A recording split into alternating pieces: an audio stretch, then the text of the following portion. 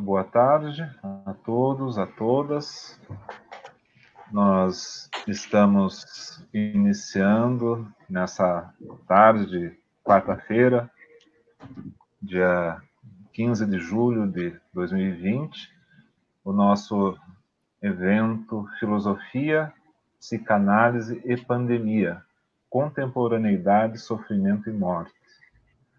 Então, desde que foi iniciado, né, esse processo de isolamento social, nós temos vivido determinadas experiências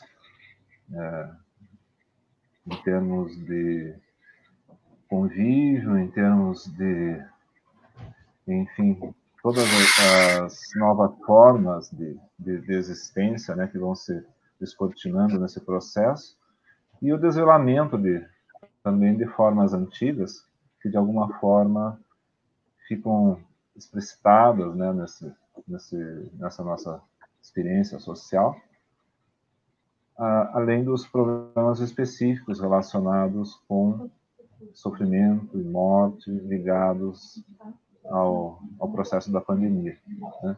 E no Brasil, como um todo também, as questões políticas, econômicas, tudo isso ao mesmo tempo, nessa experiência bastante inusitada, né, para as pessoas dessa geração atual, embora ao longo da história da humanidade essas coisas tenham ocorrido outras vezes. Então, eu gostaria de iniciar chamando os nossos convidados nesse momento, especialmente o professor Gérico Loparic e o professor Erickson Palabretti, que estarão fazendo as nossas falas iniciais, né? O professor Erickson Palabretti vai fazer as boas-vindas ao evento e o professor Loparic vai fazer a nossa conferência inaugural. E temos também a presença da professora Caroline Vasconcelos também nesse momento. E do professor Francisco Verardi Boca, né? E, eventualmente, de demais convidados que estejam aqui na nossa companhia. Então, gostaria de fala para ficar mais perto, passar a palavra, então, para o professor Erickson, né? E agradecer a presença do professor Erickson Palabretti, do Programa de Pós-Graduação em Filosofia da PUC, e também o decano, né, da PUC Paraná, da Escola de Educação e Humanidades. Então, muito bem-vindo, professor Palabretti. A mesma coisa tenha a palavra, então. Ele está fazendo a apresentação, vai estar tudo. Só ouve um pouquinho. Nosso evento.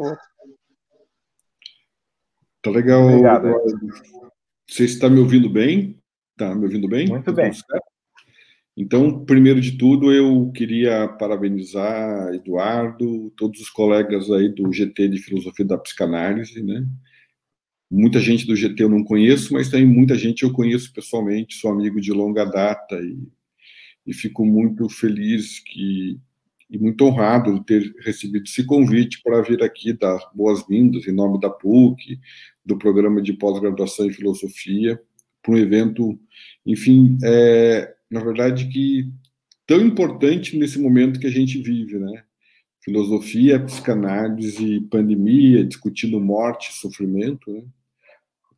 Então, acho que a gente nunca foi tão necessário, enfim, retomar as narrativas sobre isso, talvez para constituir realmente, começar a constituir desde já uma memória crítica sobre o momento que a gente está passando, né?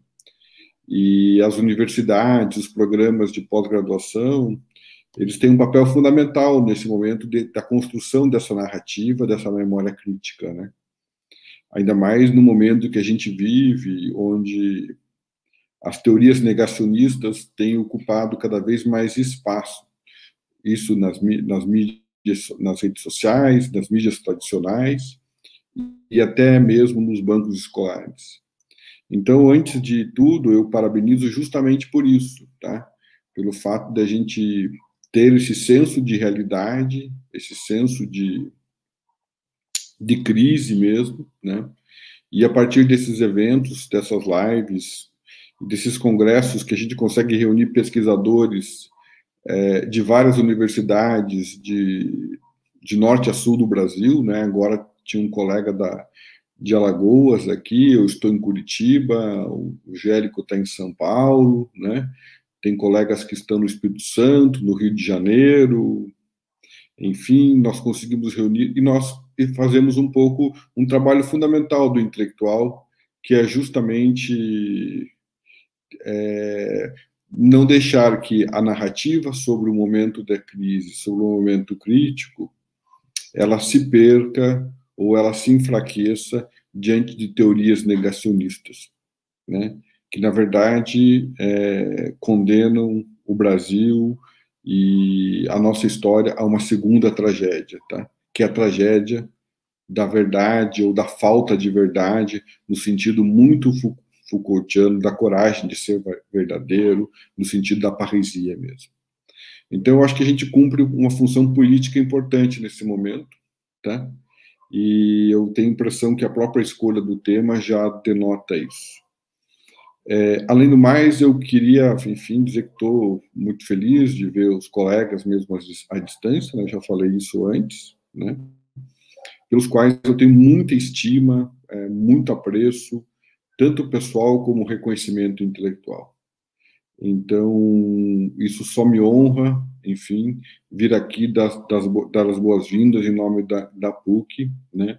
Enfim, em nome do nosso programa e da nossa linha de filosofia da psicanálise.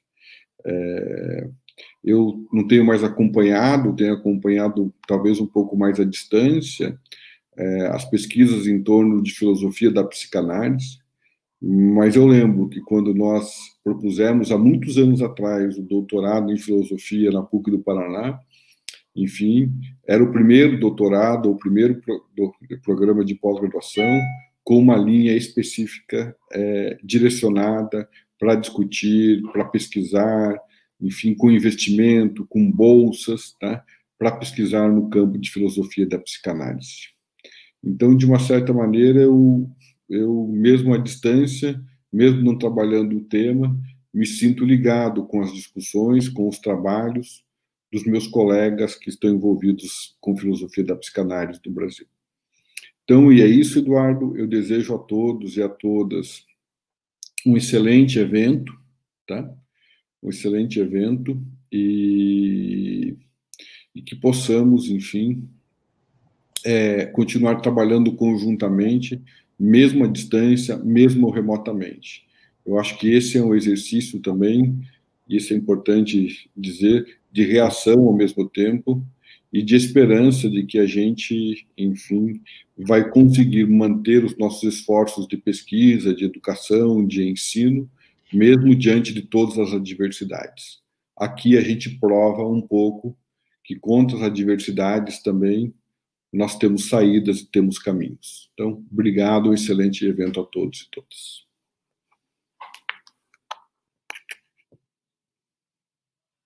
Está sem som, Eduardo. Você está sem som.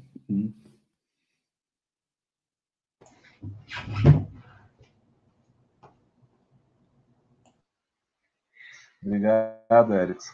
A gente sente um pouco falta do contato físico, né? Por exemplo, o meu impulso natural seria bater palmas para você ao final da sua fala, mas quando eu me percebo, né, nesse espaço virtual, eu já me inibo nesse sentido, que muda alguma coisa, né, nesse contexto. Mas é justamente disso que a gente vem falar aqui, né, dessas peculiaridades da nossa condição atual e o que essas peculiaridades revelam, né, da nossa, enfim, condição humana e da própria situação atual. Eu vou, então,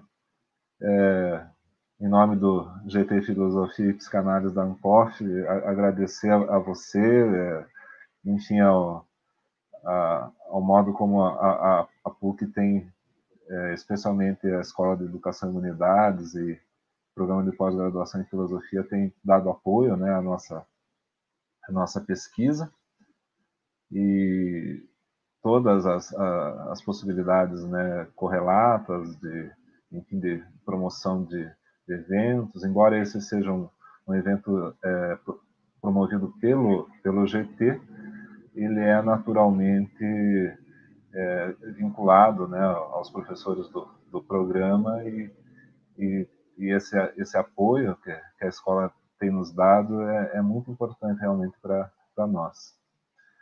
Então, eu gostaria de passar a palavra para o professor Loparic. Teríamos só que liberar o microfone. Então, boa tarde de novo. Professor, seja bem-vindo e fique à vontade para... eu não sei como é que... fique à vontade, pode tomar a palavra. Muito obrigado. Então, Eduardo, olha, é um grande prazer estar aqui com vocês, mesmo apenas via online e tal. Levei vocês no meu grupo aí de Filosofia e Psicanálise em Curitiba, levei Caroline também, que me acompanha há muito tempo, e poder dirigir a vocês algumas palavras aí, umas reflexões sobre o tema de pandemia. Vocês estão vendo que eu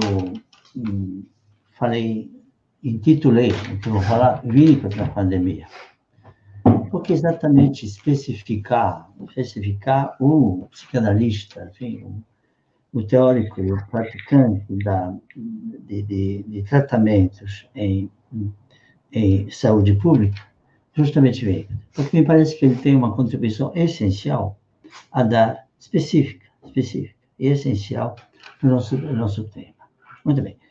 Grosso modo, vou reduzir minha exposição ao seguinte ponto. Pandemia é uma crise ambiental. A crise ambiental do espaço biológico nosso, que é paralela a outras crises ambientais que nós provocamos. A crise de poluição, a crise enfim, climáticas, água, problema de água, problema da terra, erosão da terra, várias crises ambientais, onde ambientes não são ambientes humanos, familiares, nem sociais, ambientes são físicos. Por nossa atividade humana, nós destruímos, agora recentemente, muito mais ainda, até limites de catastrófico, esses ambientes naturais. Muito bem. O que é interessante, então, que a pandemia que estamos sofrendo agora atinge também nossos ambientes sociais. Atinge a família, atinge a escola, atinge as universidades, a comunicação, relações de proximidade, que diz respeito à amizade, a amor, relações amorosas, relações de trabalho. Enfim, não somente a epidemia, então, nos priva do, enfim, ataque de respeito a uma crise de ambiente biológico, mas também atinge nossos ambientes sociais. Muito bem. E aqui eu tenho meu ponto a fazer. Muito bem. O grande teórico de ambientes sociais justamente é Winnicott. Winnicott não é teórico de ambientes de relações objetais. Relações objetais são baseadas na ideia da sexualidade, o ser humano buscando, via impulsos sexuais, seus objetos sexuais de prazer. Objetos. E peripécias dessa busca, então, destinos dessa busca, então, é aquilo que interessa à psicanálise tradicional. O que Winnicott vai dizer é o seguinte: para que um ser humano, no começo e no fim da vida, continuar buscando, poder ir buscando objetos disso, daquilo, ele precisa de um ambiente. O bebê, inicialmente, não busca a mãe como objeto sexual, nem busca a mãe como qualquer outro objeto. Ele busca a mãe como ambiente. Mãe ambiente que lhe dá o colo, que lhe dá segurança, que cuida dele. Cuida dele em que sentido? Aí vem um momento filosófico que o Winnicott diz sempre que existe. cuida dele para que ele possa existir. Não somente assim, genericamente, para que começar a existir, se manter no existir, nos seus relacionamentos com ela, mãe, depois com os membros da família, e que possa, nesses relacionamentos, começar a ser si mesmo. Um eu.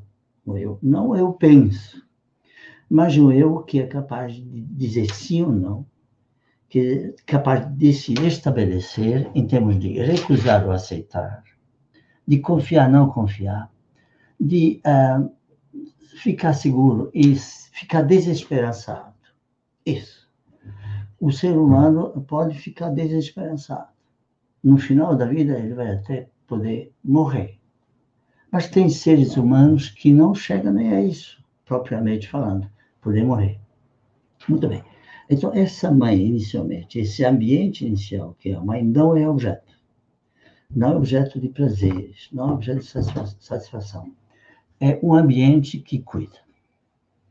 A ideia de cuidado, então, é que é central na relação entre o ambiente e o indivíduo humano. Eu digo, isso é um problema filosófico. Bíblico diz claramente que, então, o ambiente, então, é presente na vida do ser humano de uma forma bem peculiar. Ele é parte do ser humano. Não tem ser humano de um lado e ambiente do outro lado. O que faz o ambiente acontece com o indivíduo. Ele não consegue se relacionar, a não ser se relacionando via modalidade do comportamento do ambiente. Então, ser humano é outro nesse momento. Ele não é alguma coisa. Não é um pensamento que pensa por conta própria. Então, não é alguém que possa se estabelecer recusando ou dizendo sim ou dizendo não. Dizer sim, dizer não, depende do relacionamento inicial com a mãe, facilitado pela atenção materna. Muito bem. Isso é extremamente interessante. Nós chegamos aqui a um tema heideggeriano. Ser significa, basicamente, estruturalmente, ser com outro. Heidegger diz, Mitsein.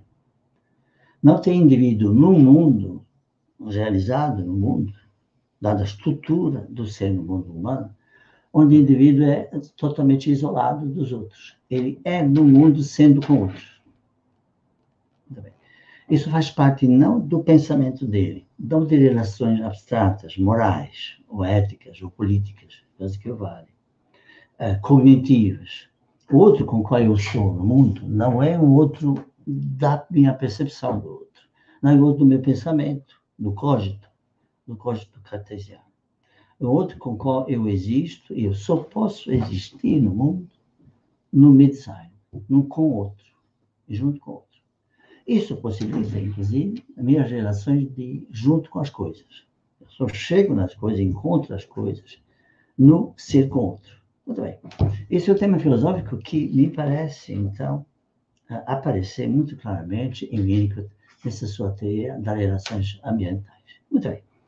Essas relações ambientais, do qual Winnicott é grande teórico, então, em oposição a teóricos históricos tradicionais de relações objetais, então, com base na instintualidade,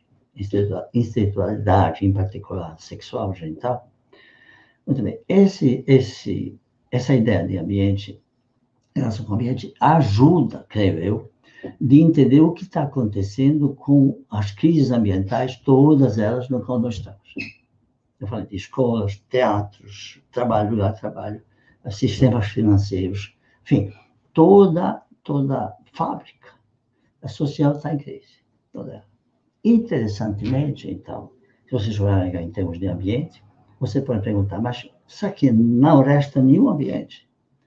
Será que não tem para onde a gente poder fugir? Pois então, todo mundo no serviço de saúde pública, tá?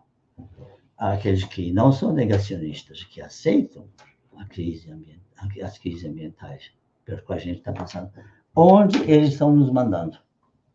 Para casa. Estão nos mandando para casa. Muito bem, então, casa, de repente, fica o último ambiente nessa regressão para o mais elementar. Você tem uma regressão de ambientes mais desenvolvidos, mais amplos, mais ricos, mais sofisticados, para um ambiente inicial, que é a casa. Essa regressão é extremamente importante, porque Winnicott vai dizer que o desenvolvimento humano, o amadurecimento, então, não é só pessoal, não é só genital, sexual. Desenvolvimento humano é, em primeiro lugar, o desenvolvimento que consiste em ampliar cada vez mais o ambiente inicial, os ambientes iniciais. Primeiro o colo da mãe, depois a família, depois vem grupo social e tal. A nossa vida, desenvolvimento, crescimento, consiste justamente em abrir horizontes ambientais. Muito bem. Agora estamos retornando a ambientes menos amplos. E aí, basicamente, o ambiente inicial, que é a casa. Muito bem. Essa regressão, então, é um objeto possível de tratamento winnicottiano.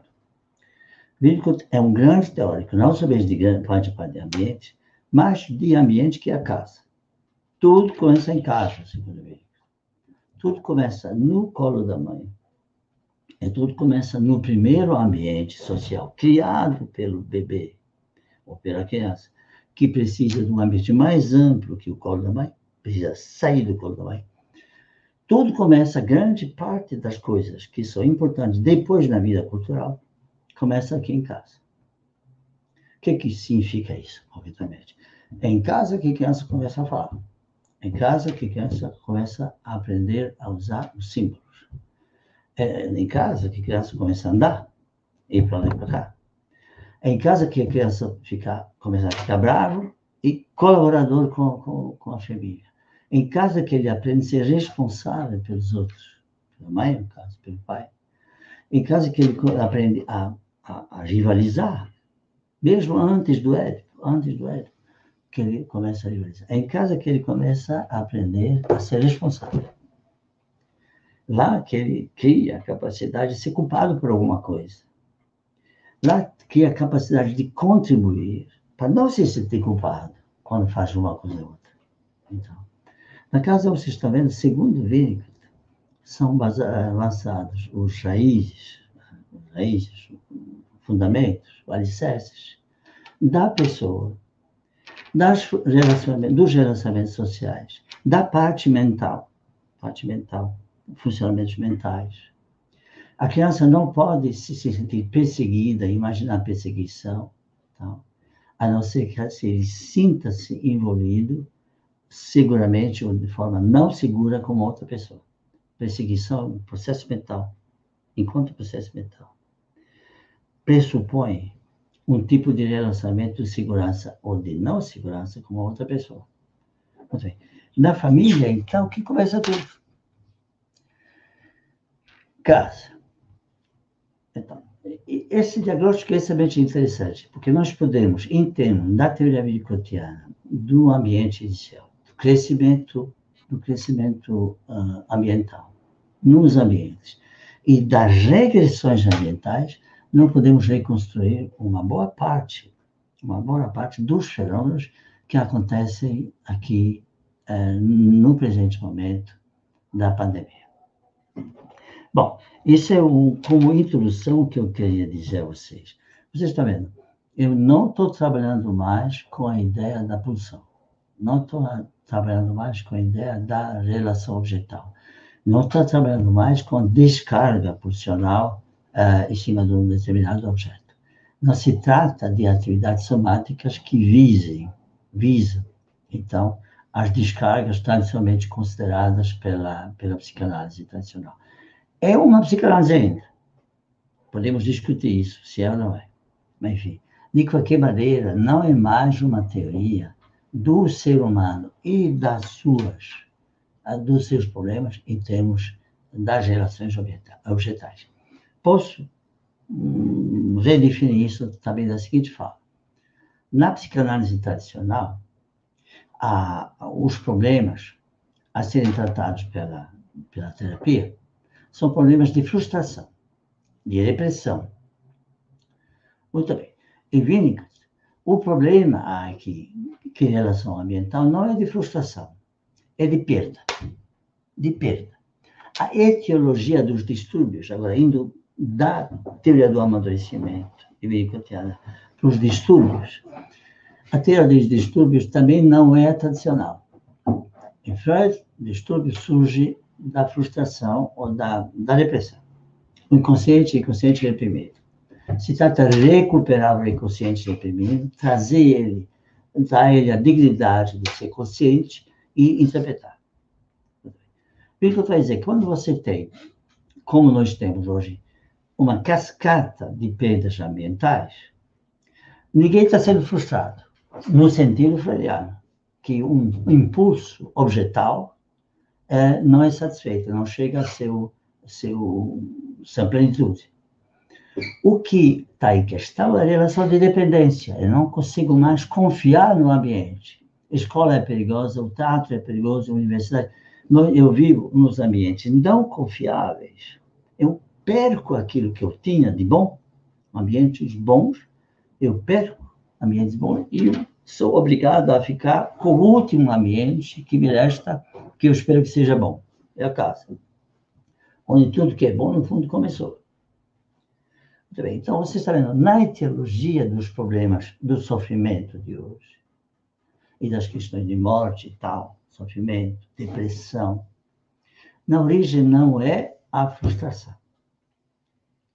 E o que acontece com o indivíduo, sem ele que saiba, não é uma efervescência, enfim, um acúmulo do inconsciente reprimido. É o acúmulo de faltas, de falhas, de faltas. Ele fica um indigente. Nós perdemos coisas, ficamos indigentes. Isso que Winnicott chama, então, de deprivação. Nós somos privados, nós somos perdedores daquilo que era bom, e é isso que era bom. Era um ambiente, não uma coisa, interessantemente. Sintomas de Winnicott tem toda uma sintomatologia das perdas ambientais em termos da deprivação, independentemente daquilo que acontece agora na pandemia. Quando o indivíduo perde um ambiente bom, então ele perde uma relação com as coisas, interessantemente. Só no ambiente bom que a relação com as coisas é possível. E qual a relação com a coisa? Relação de confiança e de controle e de criatividade. Relação inicial, um outro ponto filosófico. Relação inicial do ser humano com as coisas, em Winnicott, não é uma relação de alucinação ou de percepção. Percepção, alucinação. Essa dupla é que é a base da teoria tradicional da relação objetal. Relação inicial em Winnicott não é percepção, é confiança, é contato. Esse contato não passa pela percepção. O contato de um bebê com a mãe não significa ver a imagem do pai, da mãe. Ele se encosta na mãe, ele se deita no colo da mãe. É um relacionamento não perceptivo. De modo que quando ele perde esse relacionamento, não adianta ele alucinar, não pode alucinar. Ele fica privado até da capacidade de alucinação. Mas a alucinação mesmo, se ele tivesse, teria que ser a alucinação dele, de uma forma, dele. Essa alucinação que é do indivíduo é a alucinação criativa. Ele que tenta se ver livre, a se liberar do choque da perda do objeto. Criativamente. Isso que acontece, não acontece mais na relação de perda ambiental. O indivíduo se torna pobre na sua criatividade. Ele empobrece. Isso tem várias outras consequências na doença como na saúde. Na saúde, o indivíduo que cresce, é criativo, pode elaborar uma série de novas relações com objetos e dar novos sentidos aos objetos. Se ele não desenvolver isso, ele não vai fazer isso, não vai fazer esse desenvolvimento. Muito bem. Quando ele perdeu, ele de novo fica incapaz de fazer as coisas. Muito bem. Você está vendo, então, voltando para o terceiro ponto meu, que é o tratamento, uma das coisas que precisa no tratamento assegurar o indivíduo é um acesso que possa ser criativo do ponto de vista do indivíduo com seus próprios objetos. Não é de estranhar que muitas pessoas agora, na situação atual de pandemia, então, buscam soluções novas de relações objetais com outras pessoas. Tornam-se criativos. Aqueles que podem. Aqueles que não podem, evidentemente, ficam no seu canto. Ficam no seu canto e não se mexem. Mas não é só a perda, quando se perde o ambiente, se perde as relações objetais. Se perde o frame, o molde mesmo, na qual a pessoa existe. Que justamente permita essas relações objetais. Quando se perde o molde, outras coisas que dependiam do molde se perdem também. Por exemplo, a identidade pessoal, a unidade pessoal. Uma pessoa que perde um ambiente, grandes ambientes, não sabe mais se ele trabalha ou não trabalha, se ele faz isso, faz aquilo, perde os seus afazeres. Isso faz que, em última instância, que ele não sabe mais quem ele é, a quem ele veio. Ele perde a sua identidade. Ele pode perder sua identidade profissional, sua identidade de ser si mesmo alguma coisa. Ele pode perder a identidade sexual, tal. Ele pode perder simplesmente a ser uno, ser unitário. Quando isso acontece, então, por causa da deprivação, por causa da perda ambiental, o indivíduo passa por aquilo que Winnicott chama de agonias impensáveis, angústias. Essas angústias não são de castração, não são angústias de nascimento, como se pensava volta e meia na psicanálise. São angústias de não poder mais existir como uma unidade, de se desfacelar. São angústias que são características de estados psicóticos. Então, é de se esperar, portanto, se vocês fizerem uma análise, uma interpretação, um estudo winnicottiano do que está acontecendo, que nós vamos encontrar, em muitos casos, indivíduos que perdem aspectos da sua identidade, atributos. Não somente isso, pior, que passam por uma decomposição no sentido de perder a unidade pessoal. Isso é um dos aspectos da perda, não do objeto. Quando se perde o objeto, se perde acesso criativo a ele, facilitado pelo ambiente.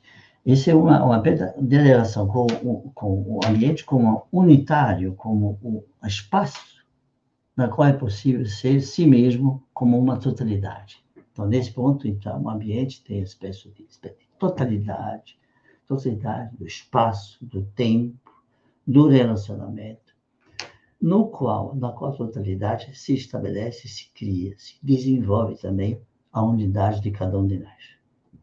Ontem vocês estão vendo, quando se trata das crises ambientais, em termos de perdas winnicottianas, perdas por deprivação, não qualquer perda.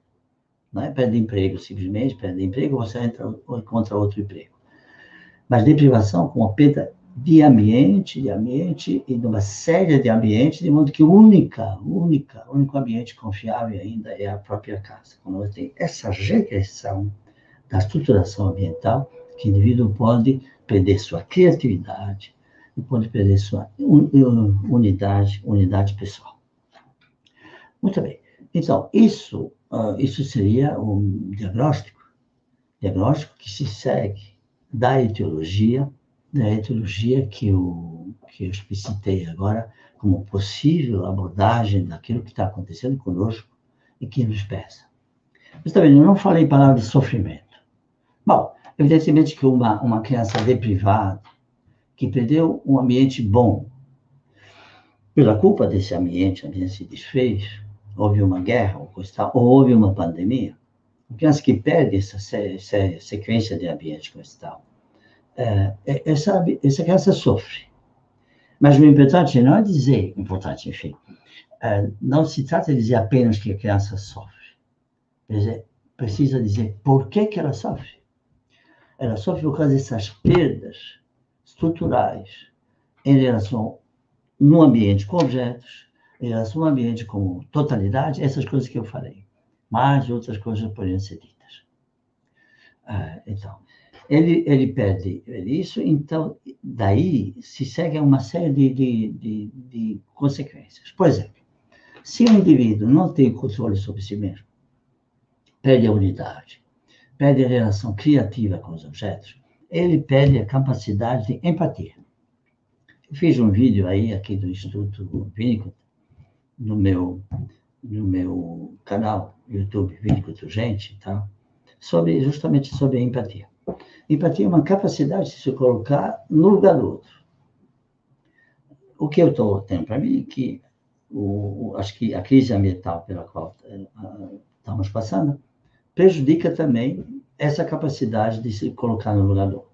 Se colocar no lugar do outro significa que eu tenho uma estrutura pessoal suficientemente forte, de modo que eu posso imaginar o que significa ser outro, eu posso envolver com os sentimentos do outro, me colocar no lugar dele, e, do certo sentido, então, ajudar ele a ser ele mesmo. E, ao mesmo tempo, permitir ao outro que ele faça o igual para mim. Que eu possa viver e que minha vida tenha um significado para ele.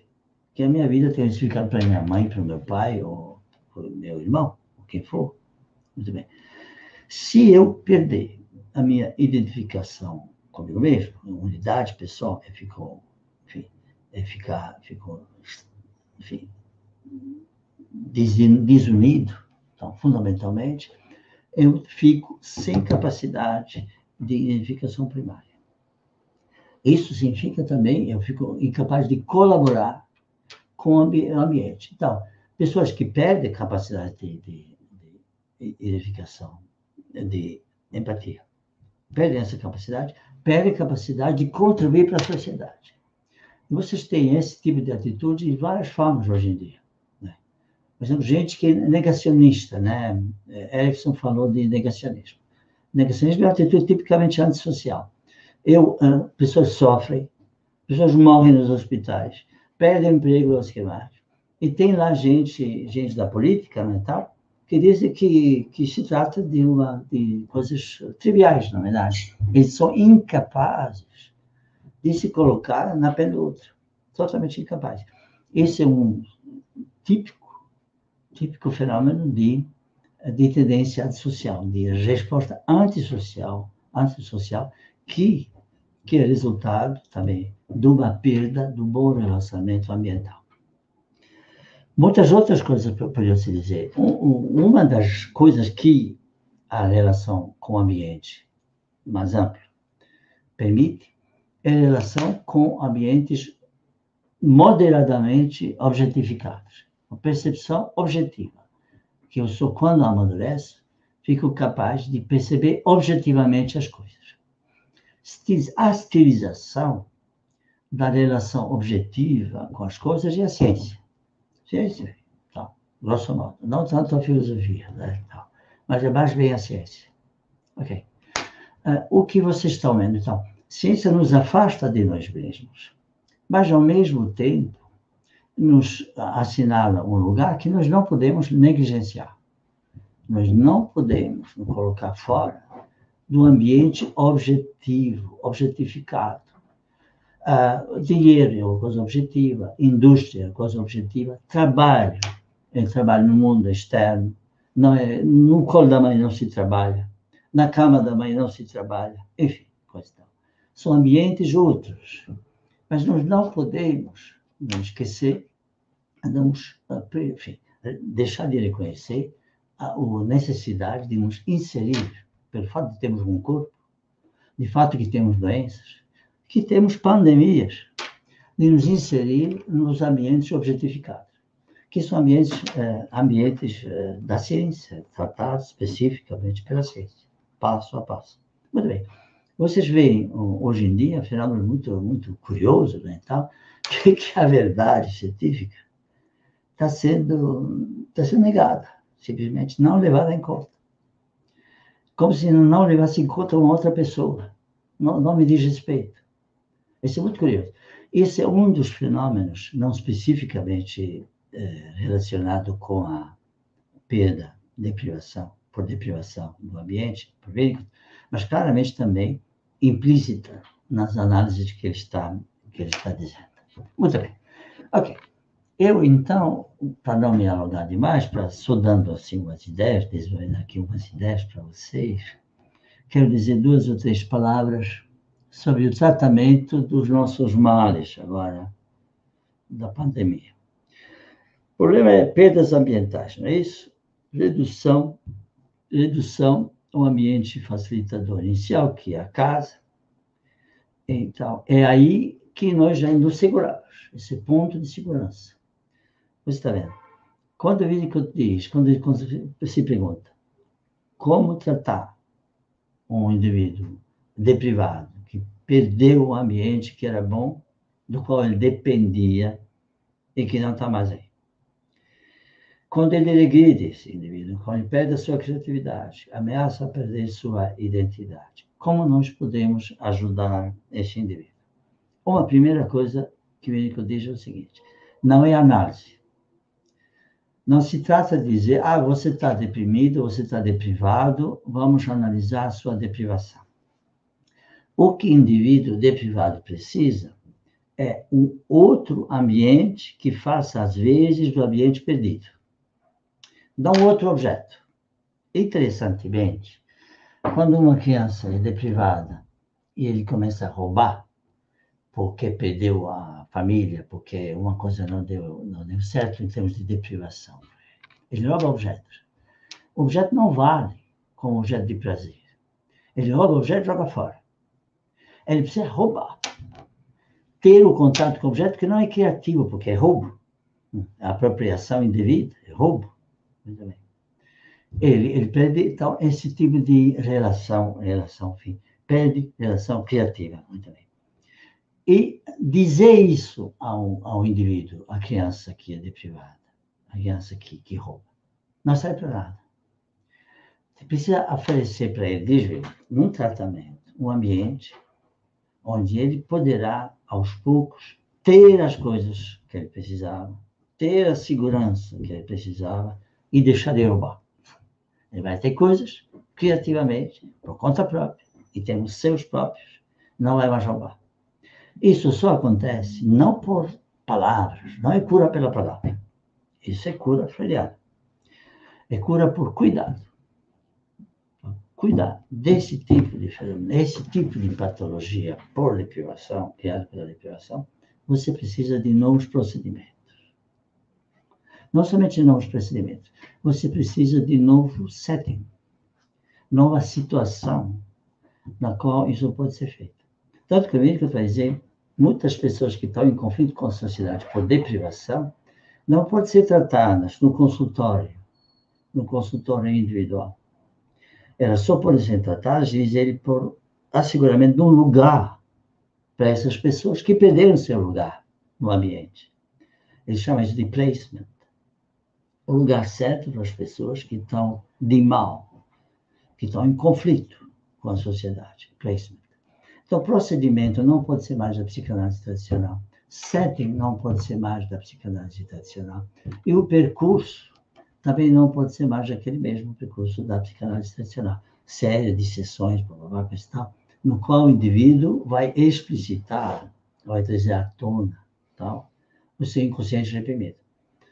Uma pessoa deprivada, como nós somos todos hoje em dia, não tem inconsciente reprimido para trazer à tona. Tem necessidade de se colocar diante das coisas, criativamente fazer coisas com as coisas, se estabelecer como unitários e com projetos no tempo, no espaço, ocupando espaços maiores, simplesmente andando por aí, que nem uma criança começa a andar, não começa a andar na família, anda para ali e para cá. Nós somos privados disso. Então, nós precisamos de esses processos para nos recuperar. Muito bem, então, tratamento não pode ser mais por análise, como eu disse. Setting não pode ser mais aquele setting, simplesmente cá para lá, vamos falar tudo, eu vou te espelhar. O processo todo deve ter outra dinâmica, tem outra dinâmica e coisa. Em particular, vocês estão vendo como a empatia está em crise nessa patologia de pandemia, que pandemia causou, na minha interpretação, uma das coisas que o terapeuta deve assegurar a quem ele está tratando é capacidade de identificação com ele, empatia, identificação cruzada. Então, de se sentir, saber o que significa estar nessa condição.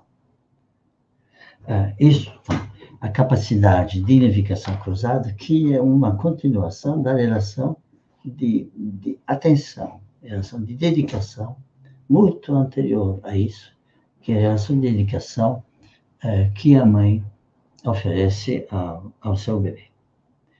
Eu quero dizer mais uma outra coisa filosófica, para terminar. Ética. Vocês estão na ética tradicional da psicanálise, também uma ética específica, ética da lei. Lei da aceitação da castração. Para evitar a ameaça de castração, o sujeito se submete ao fato de castração por uma lei. Muito bem. Te dou uma história freudiana sobre isso. Muito bem. O que é, o que não é para ser feito, é determinado por estipulações, que podem ser inseridas nos comportamentos sociais, evidentemente, não precisam ser escritas nas paredes, mas se trata da lei. A lei diz o que está certo ou errado, ponto. O que é interessante é que, no caso de se tratar daquilo que acontece com uma pessoa deprivada, a lei diz pouca coisa. O que está em questão, como eu disse, é o existir da pessoa, existir como unidade, existir de modo criativo na relação com outros objetos. Isso que está em questão. O que é questão é a vida própria do indivíduo. A vida não tem regras, digamos assim. Então, a ética aqui não pode ser ética de lei. Nós não podemos legislar sobre os males da deprivação por epidemia. O que nós podemos, no entanto, nos envolver com os outros. Nós podemos nos comportar responsáveis pelos outros, não negligenciando a vida dos outros. Como diz Winnicott, certos cristãos dizem que tem um certo pecado muito esquecido. Pecado da negligência. Não querer saber do outro. Indiferença. Outramente, indiferença é um grande pecado que se pode cometer. Comparado justamente com a virtude que está na empatia, na capacidade de se colocar no lugar do outro. Bom, então, responsabilidade ética, então, fazer bem, não consiste mais em dizer ao outro o que é lei, nem se submeter eu mesmo à lei, tipo, nada de contra-transferência, uma coisa assim. Ser neutro. Neutralidade é uma defesa. Isso é uma coisa que Heidegger diz, que Winnicott diz, que está. Um terapeuta que é essencialmente neutro, que não está envolvido com aquilo que acontece com o paciente, é um terapeuta que não faz o que deve fazer. Diz Winnicott. Então, a ética aqui, no caso, não é a ética da lei, é a ética do cuidado. Ética do cuidado, que tem as mais diferentes formas de vida em comum. Vida em comum. Analista, em certo sentido, compartilha o peso da vida do indivíduo. E as perdas. As perdas também que ele sofreu ao se enfiar no mundo no que estamos. Muito bem. Então, essas são algumas reflexões que eu quis fazer, como pontapé, então, para a reflexão de todos nós, então, hoje, nessa reunião, todos nós sobre a pandemia. Pandemia, filosofia, então, filosofia, pandemia e a psicanálise. Eu acho que falei da psicanálise também, mas falei de uma psicanálise, ou se vocês querem, análise modificada. Que eu falei, usa a análise, mas usa a análise de uma forma modificada. Muito bem, então essas são minhas considerações que eu tenho prazer de ter trazido para vocês. Então, boa tarde de novo a todos, a quem chegou durante a conferência do professor Loparic. Boa tarde ao nosso colega do GT, o Rodrigo Barros Bever. E eu gostaria de abrir, então, para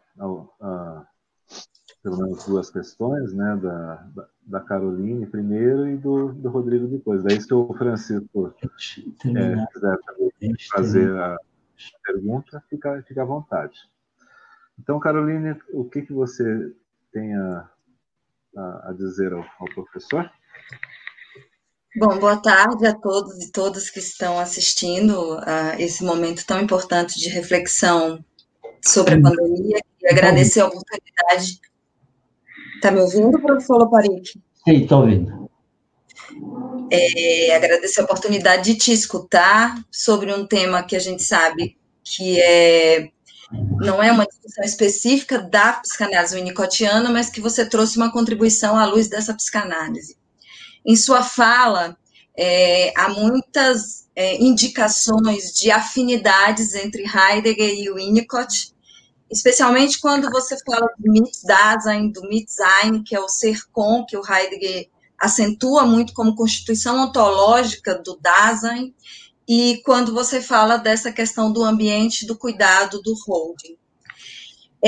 Também acentuou muito que essas relações aí, familiares, cotidianas, seja no mundo circundante que o Dasein heideggeriano está inserido, ou no espaço de holding familiar da casa, essas relações não são representacionais, cognitivas, do campo do pensamento.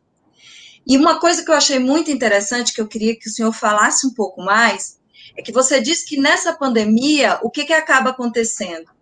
A casa, que é um ambiente familiar, que a gente poderia chamar do Umwelt heideggeriano, que é o mundo ambiente, ou o mundo do holding para Winnicott, ela se torna, então, só o único espaço.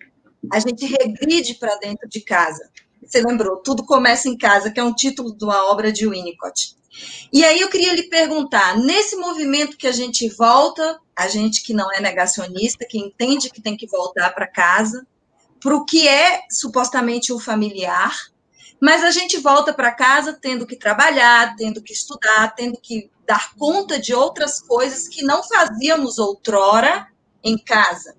Então, é possível que esse espaço, que é o familiar, que é o espaço de holding, possa se transformar na pandemia em um espaço de estranhamento que nos force, não obstante o fato de ser a casa, que nos force a nos recondicionar, a ressignificar esse espaço. E aí, quem dá conta de ser criativo, dá conta de fazer isso, mas quem já tem uma patologia acaba sendo uma experiência extremamente de desterro e de desintegração, como o senhor falou, de poder reviver agonias impensáveis. Então, a gente poderia dizer, sintetizando minha pergunta, que nessa pandemia, quando a gente faz esse retorno para o espaço familiar da casa, se a gente não tiver nesse espaço reorganizações ambientais coletivas de cuidado, talvez isso que seja o familiar se torne o estranho, um Heimlich. Essa é a minha pergunta. Sim. Para voltar para casa, tem que ter casa. Mas casa é um nome inglês, não tem propriamente casa. De home. A palavra é home. É lugar de onde que é família e vida familiar tudo junto. Isso é home, lar. Home veio a ser trazido pelo lar. Evidentemente, nós temos um problema grande aí. Não somente nossos ambientes escolar, de trabalho, financeiro, viagens, estão em crise por causa da pandemia. A vida familiar está em crise. Os avós não podem mais visitar os netos. Os netos não podem mais não sei o quê. A dinâmica da vida familiar, essa de confiança, de mutualidade, de intimidade, essa dinâmica também está quebrada. O vírus entrou também na família, na família. Suponha que tem uma família que funciona, que vai poder, então, de alguma forma, para administrar essas perdas. Mas aqueles que não têm nem a família, que voltam para casa, e casa é um quarto, ou um pequeno apartamento no quarto-sala. E quem está nesse apartamento, antes era um empregado, um funcionário, antes era um amigo, um amante, não está mais aí. Então, essa pessoa fica só. Capacidade de estar só é uma capacidade que pode se perder. Capacidade de estar só é uma capacidade que pressupõe a presença dos outros. Você vai me dizer, mas essa presença não precisa ser física, corporal. Não precisa. Mas precisa ser uma presença previsível, confiável, regular, com certa dose de calor humano, vamos dizer assim. Muito bem. Quem não tem para onde voltar nesse sentido aí, vai sofrer muito. Ele apanhou lá em cima no trabalho, não sei onde, apanhou na política, está num país que está se desfazendo, coisa e tal. Ele está devendo dinheiro, chega em casa e a única companhia que ele tem é a televisão. Muito bem. Esse sujeito, então, fez a sua via crucis, no certo sentido, em vão.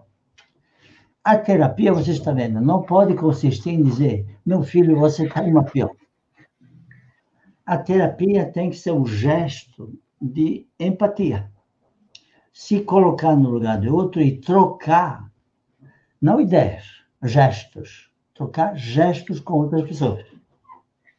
Telefonar na hora certa, mandar não sei o quê, fazer um podcast qualquerzinho, um podcast, não, WhatsApp qualquer, nem que seja virtual, tem que ser feito. Porque a pessoa vai, se não tiver família, quando eu falo casa, fica em casa que está tudo bem, estão cuidados, papapá. Casa pode ser altamente inóspita.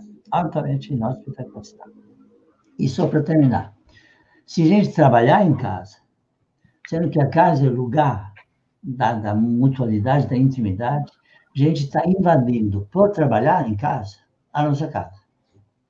Isso pode dar uma série de problemas imperceptíveis, simples, coisa e tal, à primeira vista, que podem ser altamente graves. Onde se trabalha é lugar de trabalho. A casa não é lugar de trabalho, por definição. O uso de uma casa como lugar de trabalho não é bom.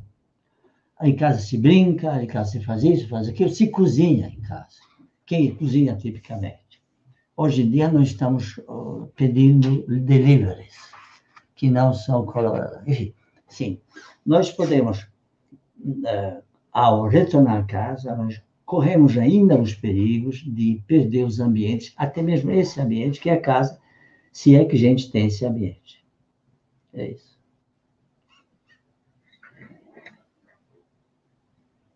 Obrigado, professor Loparic. Rodrigo, Obrigada. Rodrigo, você gostaria de fazer uma questão também, não é? Pois não, sim. Professor, inicialmente, muito grato pela sua fala, e eu gostaria de trabalhar um pouco, de saber um pouco mais do senhor a respeito de uma questão específica relativa à noção do negacionismo, né? Então, o senhor falou do negacionismo como falta de empatia, como uma resposta antissocial, né?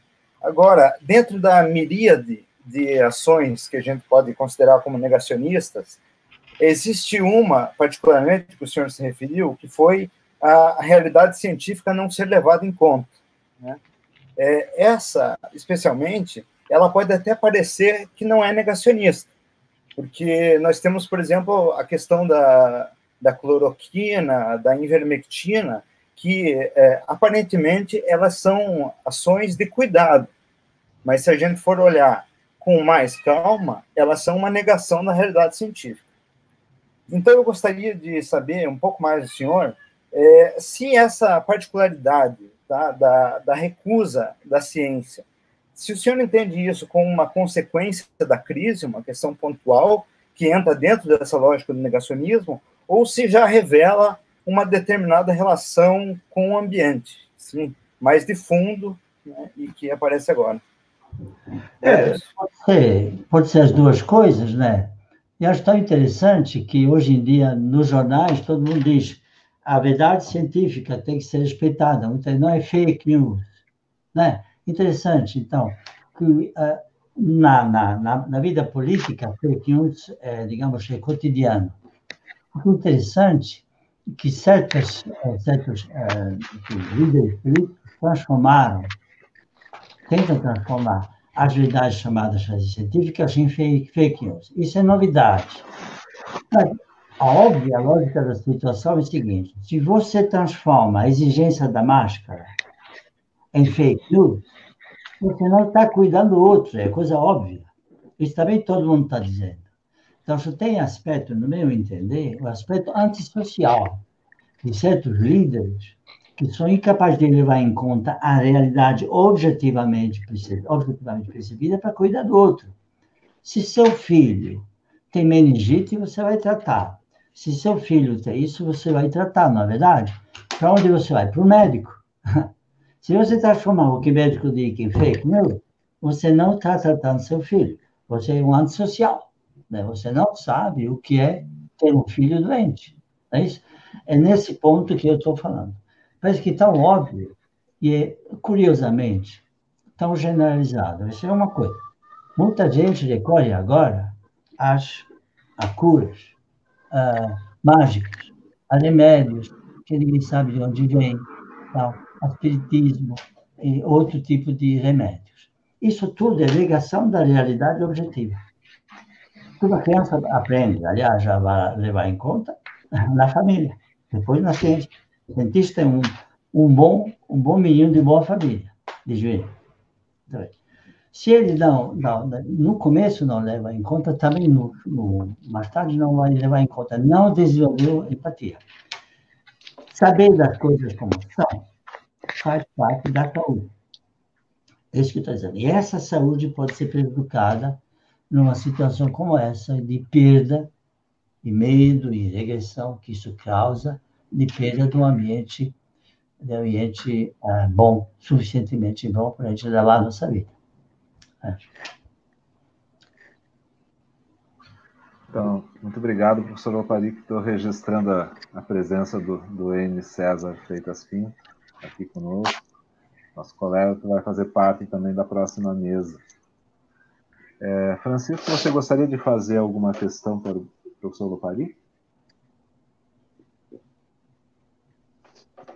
Boa tarde.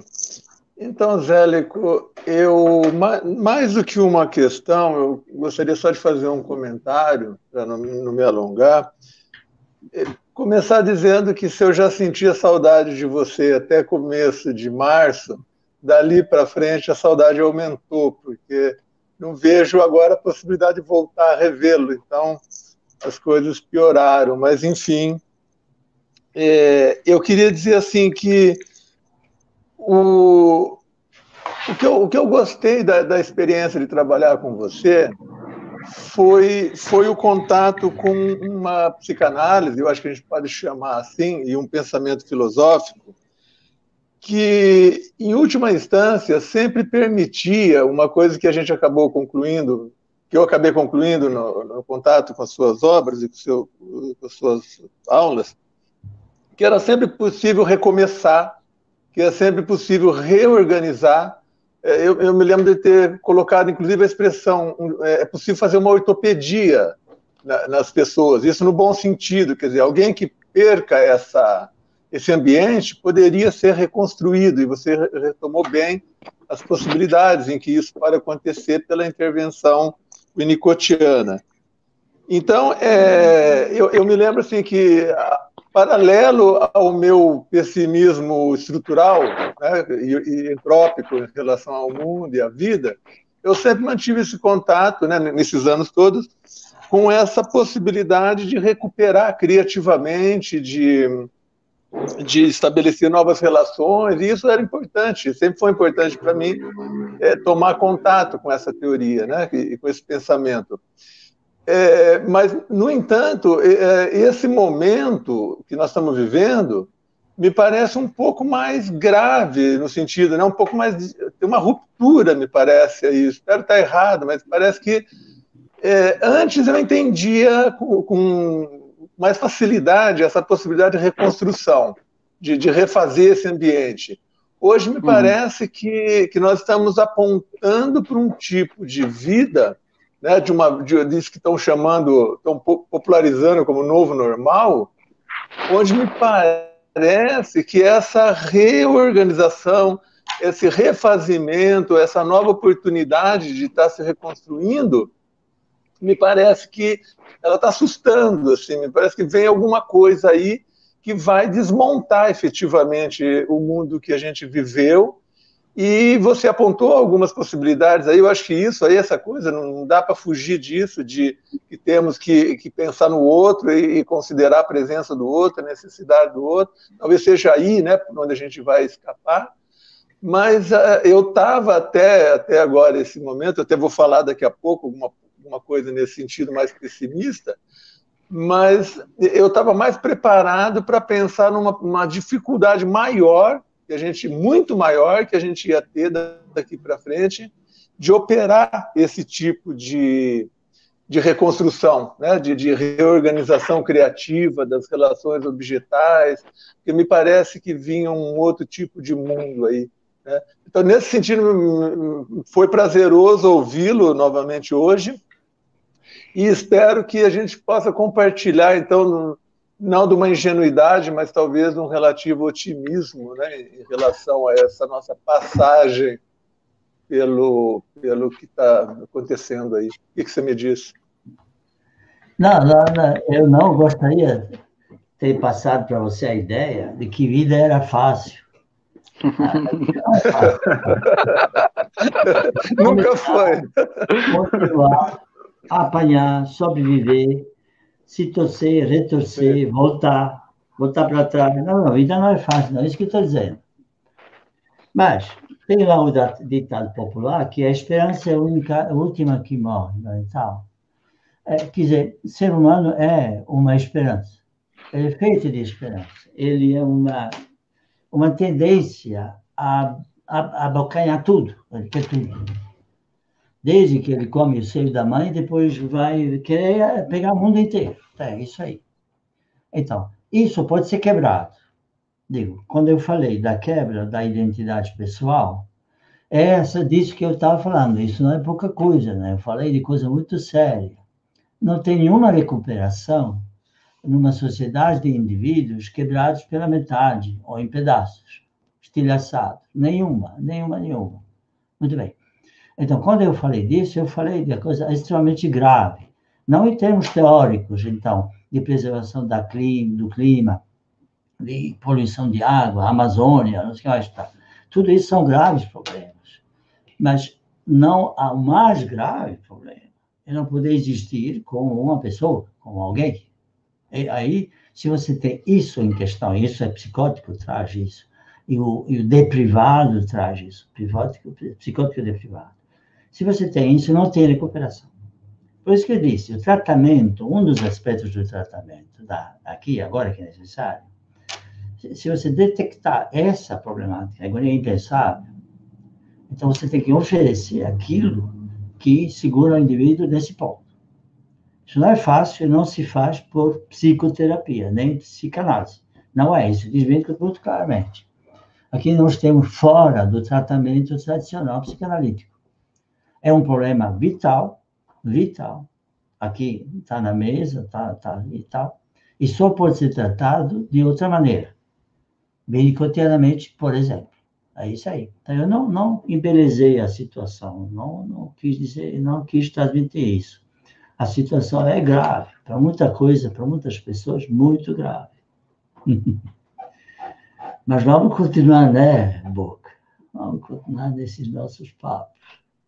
Vamos, temos esperança, então. Eu não vou chamar você de pessimista. Eu vou dizer, peço que você não me chame de otimista. Tá ótimo. Um abraço, Loparic. Abraço. Muito obrigado, Loparic, pelas considerações. Eu fiquei encantado aqui de ouvir as suas palavras, abordando isso de uma perspectiva que eu acredito que também renove o Winnicott, né, a partir do olhar da experiência, né, o contato mais imanente com a situação social e, enfim, a maneira como a gente está passando por tudo isso, né? Queria registrar aqui a presença de novo do Wayne, perguntar se ele quer fazer algum comentário ao professor. Eduardo, boa tarde, professor Loparic, muito obrigado pela contribuição, aos colegas o Rodrigo, a Carol e o Boca também, boa tarde. Na verdade, é só, talvez, professor, um complemento num contexto muito específico, o senhor chegou a mencionar em alguma das respostas. No fim da sua fala, o senhor disse, a neutralidade é uma defesa, e aí referiu-se aí ao Winnicott, enfim. Do ponto de vista epistemológico, mais propriamente, quer dizer, talvez isso também possa ser dito, né, em relação a Freud, ao próprio Lacan, do ponto de vista de uma epistemologia da psicanálise. Mas exatamente nesse contexto de negacionismo científico, em que o senhor comentou agora há pouco em uma das suas respostas, o que o senhor poderia dizer do problema epistemológico envolvido aí, nesse contexto da pandemia e dessa ideia da neutralidade como defesa?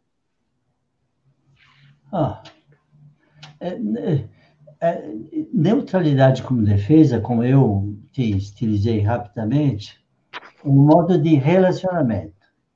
Então, o que Freud tinha em mente, basicamente, quando, enfim, exigia do terapeuta ser neutro, ele não envolver seus sentimentos, seus problemas, com os problemas do paciente. Como que ele pode se proteger contra isso? Ele fica nem reage nem assim, nem lá, nem vibra, nem se constrange com aquilo que está vendo. Muito bem.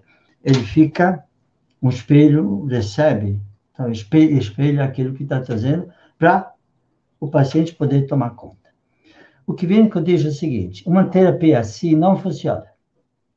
Estou falando especificamente da terapia, isso era uma observação terapêutica. O que vem que eu digo é o seguinte, o paciente só vai falar se isso dizer alguma coisa a alguém. A terapia é uma conversa entre duas pessoas, e não entre a pessoa e seu espelho. Não é isso? Então, entre duas pessoas. E a pessoa precisa ser ouvida com aquilo que lhe pesa por uma outra pessoa que está aí para ouvir o peso, não somente o sentido, o peso daquilo que pesa. Olha bem. Tanto que ele vai dizer, Freud interpretava e tudo mais, mas o que isso só tinha efeito terapêutico, porque o paciente, ele mostrava ao paciente, estava preocupado com o seu paciente. E Freud tinha essa preocupação. A gente sabe que, em muitos momentos, Freud era meio caseiro com seus pacientes. A gente sabe disso. Nem sei. Ele disse que me referia a um ponto na clínica. Agora, neutralidade na ciência, então, fatos são fatos, aí está um treinamento, agora outro, que não é terapêutico. Né? Isso. Capaz de aceitar um fato que contradiz aquilo que ele estava sempre pensando, precisa de uma baita estrutura de personalidade. Mas em público, olha, eu errei, né? Me enganei. Mas isso é que faz parte do trabalho científico. Um cientista que não sabe admitir, que não tem condição de admitir, não é terapia, que não tem condição de admitir que está errado e que sua teoria sempre está certa, não é ciência. Isso tipicamente não é ciência. Então, essa outra neutralidade, aí se aplica. Quer dizer, os certos políticos dos dias de hoje não têm essa capacidade não são mentalmente sadios. Eles não chegaram a ter uma mente aberta ao ponto de respeitar o game, o jogo de questões e respostas de tipo científico. Isso não é terapia, isso é coletividade, o que for. E eu acho que aí, o que eu apontei nesse ponto específico, que muita gente, por pressão, por medo da pandemia, por medo de conhecer os fatos, por medo daquilo, foge da verdade científica. Esse é outro assunto que acho que é muito importante. Quando você está comendo uma coisa, nega o fato. Bife, nega. Nega o fato. Isso que negacionismo é isso, nega-se o fato e é verdade. É engraçado, né? Mas maciçamente, isso que é interessante, e público, maciçamente. É doença, diria eu, sei lá, é um sintoma de alguma coisa, sim, tá, é isso aí. Perfeito, muito obrigado, professor. Então, Angélico, muito obrigado. De novo, só tenho a agradecer realmente a sua presença em nome do GT, em nome de todos os colegas, e sempre, né, esperando as novas oportunidades de ouvir as suas palavras. Muito obrigado. Obrigado, eu que agradeço. Foi muito prazeroso estar aqui com vocês. Bom, nós já estamos, então, na nossa situação de dar continuidade, né, para as mesas, para a mesa do professor Francisco, do professor Wayne. E, então, Jérico, se você tiver vontade e possibilidade, pode continuar com a gente aqui, né, na medida do possível, na medida da sua possibilidade. Seria um prazer, mas eu não sabia exatamente da dinâmica da coisa, então tenho previsto várias outras atividades aí, corriqueiras, assim, fora do Essa é uma outra peculiaridade, né, da nossa situação, né? Nós estamos reinventando, né, os nossos encontros, reaprendendo a fazer as coisas dessa forma, com suas vantagens e desvantagens, né? Eu acredito que é muito interessante em relação a essa nossa condição, a possibilidade de você estar numa cidade, Carolina estar em outra, o Rodrigo, eu e o Francisco, né, e o Wayne, cada uma mais ou menos podendo continuar, né, nas suas atividades cotidianas e simultaneamente dar essa parada, né, para se encontrar aqui. É uma felicidade, né? Em outras circunstâncias talvez não fosse possível, né, reunir todas, precisamente essas pessoas que estão reunidas em função de dificuldades de outras atividades, né? Então essa sua dificuldade ainda é bastante pequena e compreensível, né, nesse contexto também. Muito obrigado, então, legal. professor. Olha, agradeço, foi bem legal. Agradecemos. Então, eu também vou sair, vou assistir pelo YouTube e desejo a vocês uma excelente mesa. Obrigada pela oportunidade. Obrigado, Carolina. Obrigado, professor Paris.